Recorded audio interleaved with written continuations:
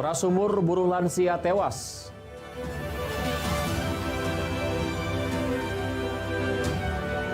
Korupsi honor imam masjid Kasih Kesos divonis 2 tahun penjara. Kebun sawit diduga tercemar limbah PT TBBE.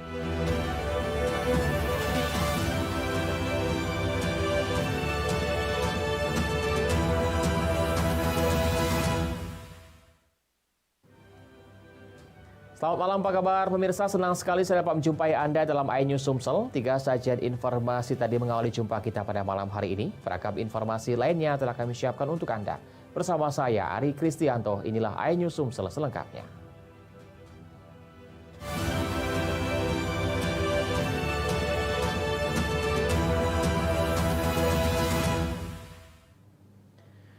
Membersihkan dan menguras sumur, seorang buruh harian lepas di Sukarami, Palembang pingsan hingga meninggal dunia. Evakuasi 2 orang korban harus melibatkan petugas damkar.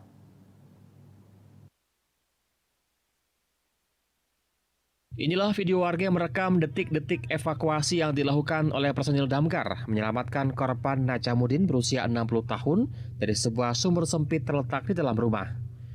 Korban dalam kondisi tak sadarkan diri akhirnya bisa dievakuasi dan dilarikan ke Rumah Sakit Bayangkara Palembang untuk mendapatkan bantuan medis. Akan tetapi di tengah perjalanan korban meninggal dunia. Korban buruh harian lepas membersihkan sumur milik tangganya di Jalan Mayor Zurbi Bustan, Kelurahan Sukajaya, Kecamatan Sukarami, Kota Palembang. Saat itu korban mengangkut lumpur dalam sumur 5 hingga 7 meter. Najamuddin tiba-tiba pingsan dan terdengar seperti suara orang yang mengorok. Kemudian rekan korban Sutomo menyusul ke dalam sumur, mengangkat korban menggunakan tali, justru ikut kesulitan bernapas. Beruntung Sutomo berhasil selamat. Dia tuh dalam itu tuh ngorok tuh langsung pingsan. Nah turunlah adik kakaknya yang punya rumah nih pun melak pingsan juga dalam sini. Ada airnya tuh? Iya airnya. Pingsan dua-duanya, tapi sempat naik yang itu tadi yang bapak ini yang bisa susah diselamatin, susah dinaikin, yang bapak Enjang tadi yang tua tadi. Yang pegawai itu. Iya, susah diselamatin naik. Jadi pas di jalan masih ada respon, terus dengan adiknya masih ada. Nah pas tadi cukup dibantu ngobrol juga masih ada respon. Nah pas di KM Limo, Ais ngeraso ininya sudah dak hati lagi, cuma masih positif thinking. Nah pas di mobil baru dinyatakan meninggal pas sampai sama rumah sakit. Usai evakuasi, polisi melakukan penyelidikan dengan memasang garis polisi. Dari Palembang, Firdaus, iNews melaporkan. Pemilik warung kopi di Kabupaten Ogan Ilir tewas setelah ditusuk oleh 2 pelaku yang minum kopi di warungnya karena tidak mau membayar minuman tersebut saat ditagih korban.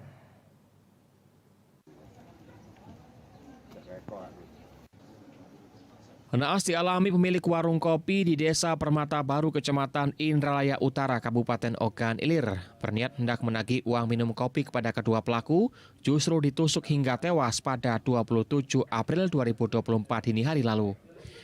Kedua pelaku tersebut yakni Apriyadi Dharma alias Colet 30 tahun dan 1 rekan lainnya.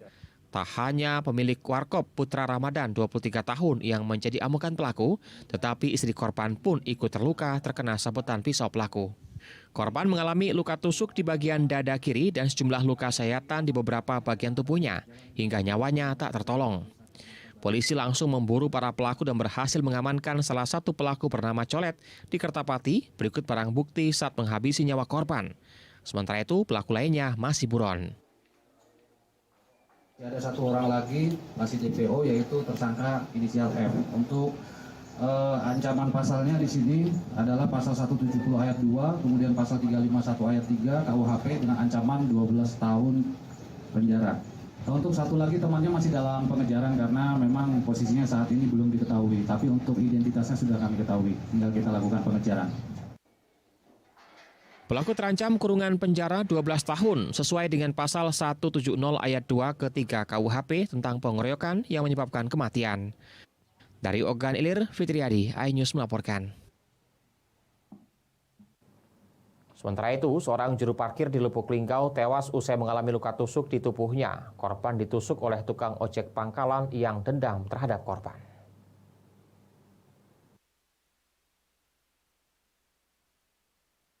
Inilah rekaman kamera pengawas yang didapat dari salah satu hotel di Kota Lubuk Linggau. Terlihat korban menyeberangi jalan dalam kondisi sempoyongan dan berumuran darah pada Senin 5 Agustus 2024 sekitar pukul 3.30 menjelang subuh. Korban dengan tubuh penuh luka tusuk terlihat duduk di depan hotel yang berada di Jalan Yosudarso, Kelurahan Tapa Cemekeh, Kota Lubuk Linggau. Korban pun kemudian terguling tak sadarkan diri. Petugas kepolisian berusaha menyelamatkan nyawa korban dengan membawa ke rumah sakit, namun nyawa korban tak tertolong lagi. Menurut warga, saat itu tiba-tiba datang 2 orang menggunakan sepeda motor. Pelaku langsung menyerang korban dengan menggunakan senjata tajam. Korban tewas setelah alami luka tusuk di bagian leher, dada, punggung belakang, dan tangan sebelah kiri. Motif sementara ini dugaan ada dendam lama dengan kedua pelaku dan korban. Belum kita ketahui masalah apa itu. Yang jelas mereka ini terjadi selisih paham yang berlarut-larut. Dibunuh pakai apa itu alat? Dibunuh dengan memakai ditusuk perkelahian 1 lawan 1. Pelaku penusukan berhasil ditangkap petugas Satreskrim Polres Lubuk Linggau 1 jam usai kejadian di rumahnya tanpa perlawanan. Dari Lubuk Linggau, Sudirman, iNews melaporkan. Korupsi honor imam masjid kasih Kesos divonis 2 tahun penjara. Informasinya akan kami hadirkan sesaat lagi.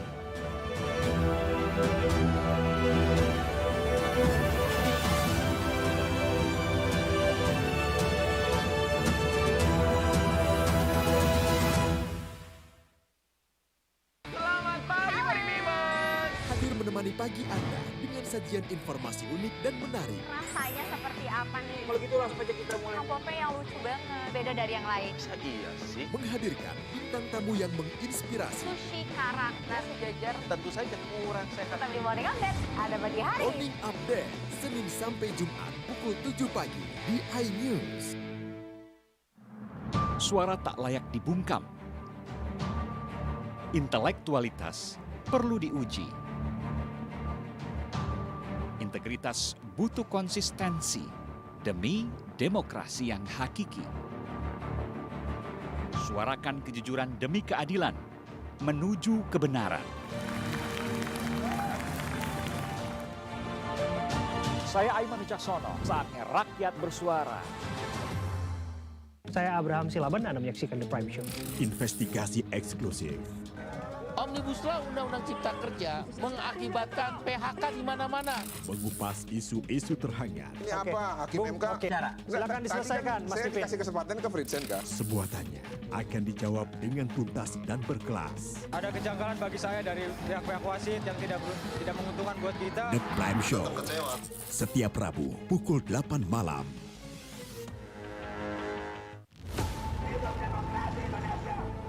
Mempertanyakan rasa keadilan. Negeri kami nampak kehilangan kemudi. Kebenaran, keberanian, dan juga kejujuran. Itu hak demokrasi, nggak apa-apa. Saatnya kita bicara. Tuntaskan di sini. Menyampaikan dari kacamata mahasiswa. Saya Aryo Ardi. Saya Anisha Dasuki. Interupsi hanya di iNews.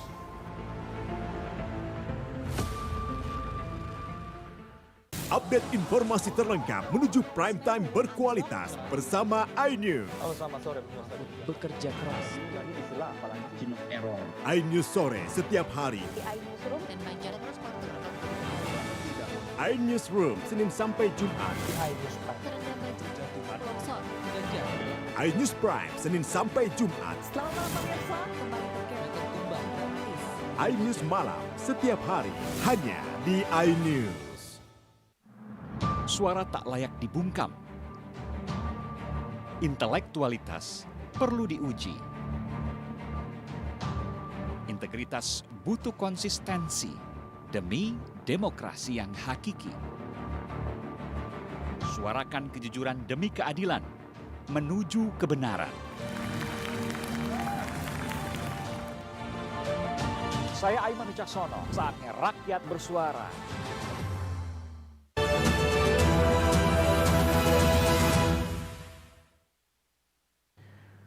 Pemirsa, honor imam masjid yang diperuntukkan pemerintah bagi para imam masjid di Kabupaten Okan Komering Ilir justru dikorupsi dan digunakan untuk kepentingan pribadi. Akibat perbuatannya, Kasih Kesejahteraan Sosial Kecamatan divonis selama 2 tahun kurungan penjara.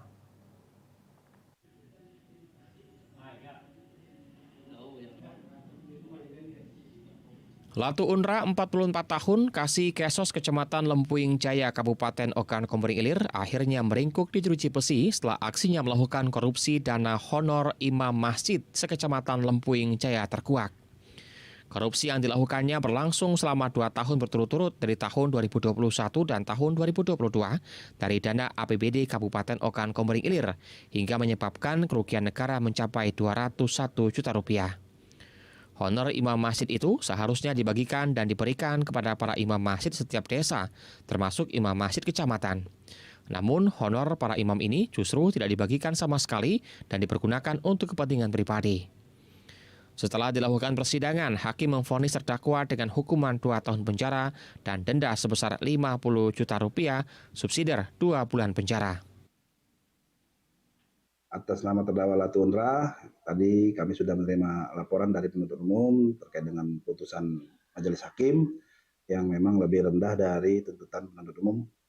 Atas hal itu kami akan melakukan mempelajari dulu apa yang menjadi pertimbangan hakim sehingga memutus lebih rendah dari tuntutan kami.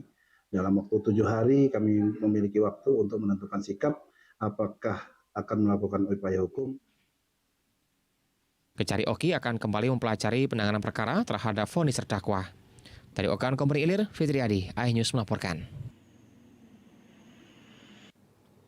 Sementara itu, Kasih Kesos Kecamatan Lempuing Jaya Okan Komering Ilir mengaku dana honor untuk 73 orang imam masjid ia korupsi, uang senilai 201 juta rupiah digunakan untuk biaya perobatan istrinya yang sedang mengalami sakit. Yang duit imam masjid itu. Latu Unra, seorang terdakwa oknum ASN Kasih Kesejahteraan Sosial Kecamatan Lempuing Jaya Kabupaten Oki menjalani persidangan vonis di Pengadilan Negeri Tipikor Palembang. Terdakwa Latu Unra dinilai sebagai pelaku tunggal pada tindak pidana korupsi dalam penyaluran dana insentif atau honorarium imam masjid di Kecamatan Lempuing Jaya Oki pada tahun 2021-2022.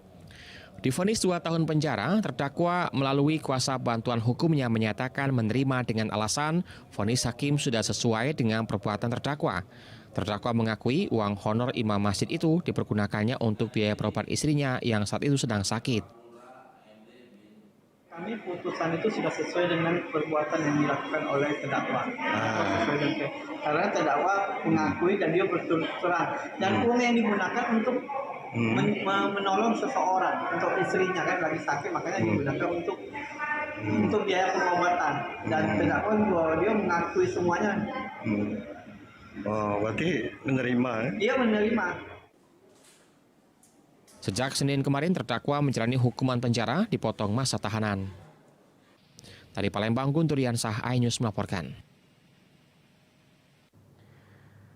Kejari Oki melakukan pemusnahan barang bukti karena memiliki kekuatan hukum tetap dan sudah ingkrah pada tahap 1.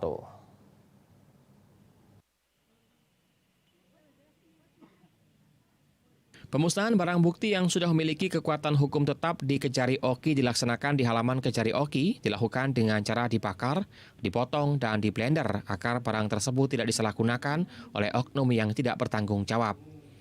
Pemusnahan itu merupakan hasil ungkap perkara sepanjang bulan Januari hingga Juni 2024. Adapun barang bukti yang dimusnahkan diantaranya 57 berkas perkara narkotika, terdiri dari sabu sebanyak 70 bungkus paket kecil seberat 310 gram.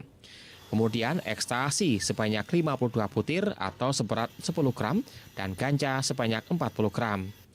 Selanjutnya, untuk senjata api ada 4 berkas perkara, sebanyak 5 pucuk dan 9 butir amunisi aktif, anak peluru 4 butir dan 4 butir selongsong. Senjata tajam 9 berkas perkara dengan jumlah 14 bilah jenis pisau garpu atau parang. Lalu berkas perkara pakaian dan lain-lain sebanyak 47 berkas. Giat pemusnahan barang bukti untuk periode 1 tahun 2024, mulai dari Januari hingga Juli, terdapat 57 berkas perkara narkotika dengan paket sabu-sabu sebanyak lebih kurang 70 paket atau bungkus dengan total berat 310 gram. Ini yang di luar dari yang sudah disisihkan. Masyarakat diminta untuk terus mendukung Kejari Oki dalam menangani kasus perkara sesuai tahapan dan hukum yang berlaku. Dari Okan Komering Ilir, Fitriadi, iNews melaporkan. Usai jeda, kami akan segera kembali dengan informasi. Kebun sawit diduga tercemar limbah PT TBBE. Informasi akan kami hadirkan sesaat lagi.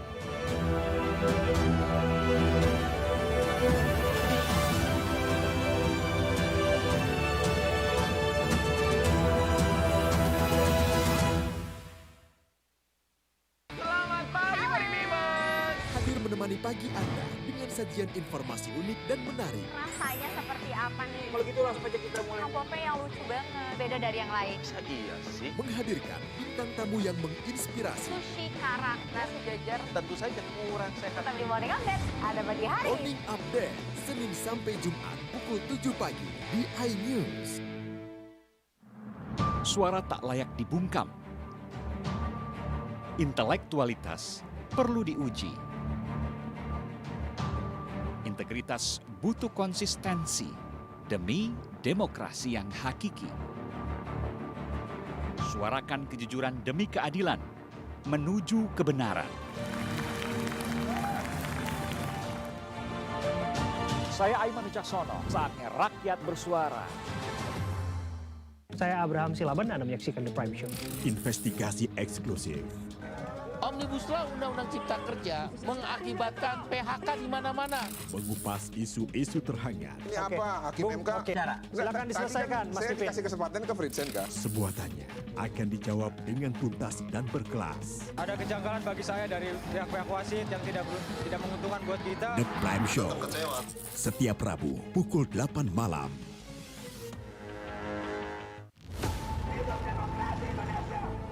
Mempertanyakan rasa keadilan. Negeri kami nampak kehilangan kemudi. Kebenaran, keberanian, dan juga kejujuran. Itu hak demokrasi, nggak apa-apa. Saatnya kita bicara.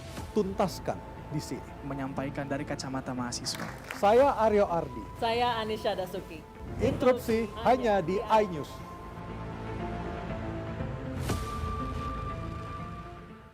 Update informasi terlengkap menuju prime time berkualitas bersama iNews. Halo, selamat sore.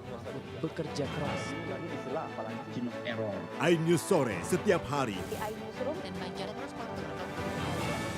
iNewsroom Senin sampai Jumat. iNews Prime.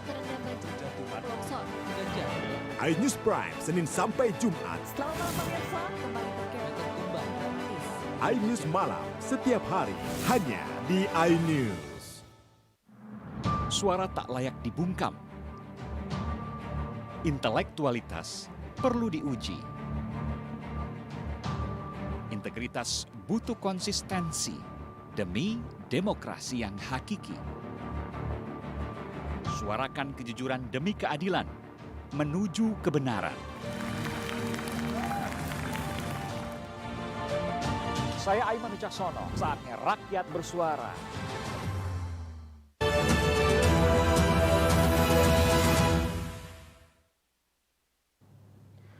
KPU Palembang menyiapkan jumlah tempat pemungutan suara sebanyak 2.264 TPS yang tersebar di 18 kecamatan dan 107 kelurahan dalam pelaksanaan pilkada serentak tahun 2024 nanti.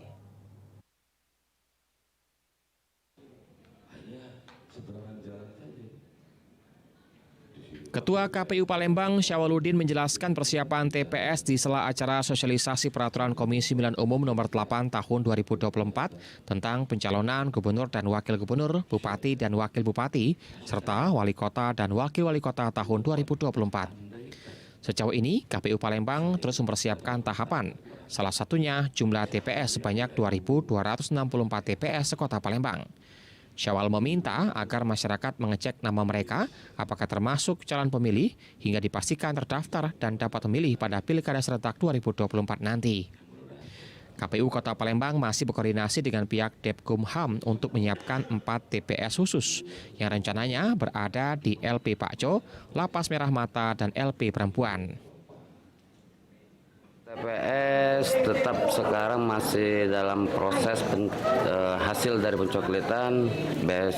Lusa kami akan mengumumkan hasil pencoklitan, maka kami akan meminta seluruh masyarakat Kota Palembang untuk mengecek nama di dalam DP4. Maka apabila dari masyarakat Kota Palembang belum terdaftar dalam DP4, kami menghimbau mengajak masyarakat untuk segera melapor.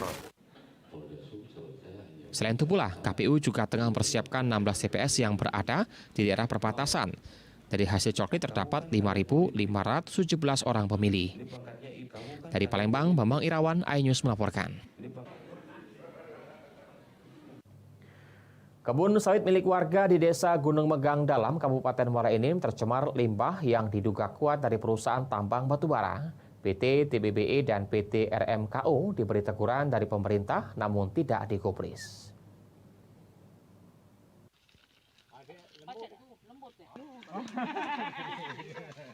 Sejak 4 bulan terakhir, kebun sawit milik Abdul Manan, warga Desa Gunung Megang Dalam, Kecamatan Gunung Megang, Kabupaten Muara Enim rusak diduga akibat pembuangan limbah disposal milik PT Terubara Banyu Enim atau TBBE.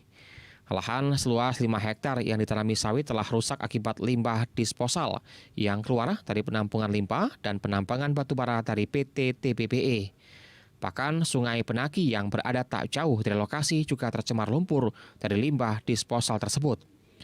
Pada tanggal 25 Juli 2024 kemarin, pemerintah kecamatan telah melayangkan surat teguran kepada PT RMKO dari PT TBBE, namun belum ada tindak lanjut.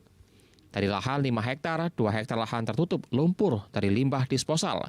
Bahkan sudah ada sekitar 200 pohon sawit yang terancam mati. Tidak ada tindak lanjut dari PT RMKO dan PT TBBE. Pemilik lahan akan meneruskan laporan ke Dinas Lingkungan Hidup Kabupaten Muara Enim.